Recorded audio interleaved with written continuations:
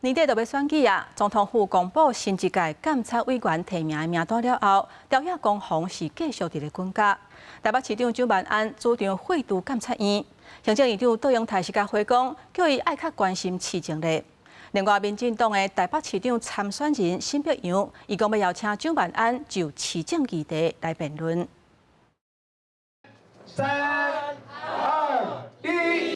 有開報連，台北市長蔣萬安13下晝出席龍山區民活動中心啟用典禮，也毋過外界關注總統府公布新一屆監察委員提名名單了後，朝野攻防繼續攤燒。針對蔣萬安主張廢除監察院，行政院長杜永泰反過來批評，希望蔣市長加關心市政，加講市政。明天我要去新加坡，是台灣第一個獲得李光耀城市獎的殊榮，這不也就是市政建設的成果？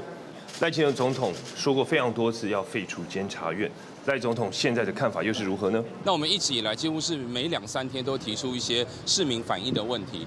除了我說比賽以外呢，我們當然是最希望的是能夠針對市政的議題來親自回答，並且做辯論。新北陽下政貼邀請蔣萬安辯論，話聲希望尋回市政議題，下晝出席台北後站商圈戰鬥甘露前8站開幕式。歷史除了關心商圈發展，也提出政見願景。新北選戰部分也繼續相關，拿了兩黨參選人，兩方媒調有關參加同款活動鎖定，工廠無共慶甲是調工閃開。參加任何的活動都是尊重主辦單位的安排，不管是流程、時間或者是座位，確實我們來者是客，我們就是遵照國家的意思。我每次如果在這個共同的場合，不管是看到施小慧委員或是他爸爸施正昌院長，我大概都會跟他有互動握手。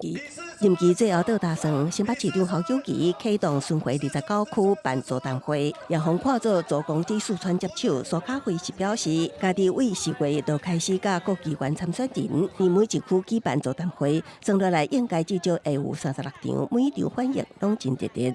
記者綜合報道。